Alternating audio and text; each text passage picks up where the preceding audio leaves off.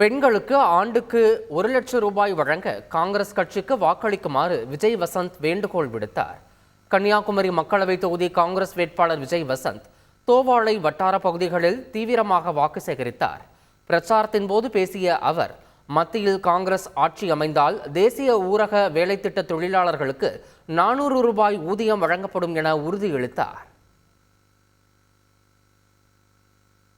எப்படி 2019 என் தந்தையை பாராளுமன்ற உறுப்பினராக அழகுபடுத்தியுள்ளோ, அவர் மறைந்த பின்பு அப்பா விட்டு சென்ற பணியை செய்வதற்கு எனக்கு ஒரு வாய்ப்பை தாருங்கள் என்று உங்களிடம் கேட்டிருந்தேன்.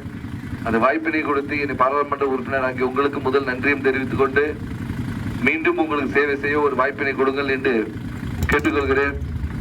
மத்தியில் ஆளும் பாஜக அரசு எப்படிப்பட்ட மக்கள் விரோத ஆட்சி நடத்தி கொண்டிருக்கிறார்கள் உங்களுக்கு தெரியும். இதை அகற்றிய வேண்டும். மக்கள் ஆட்சியான காங்கிரஸ் ஆட்சியை கொண்டு வர வேண்டும். செய்திகளை உடனுக்குடன் தெரிந்து கொள்ள உடனே சப்ஸ்கிரைப் பண்ணுங்க.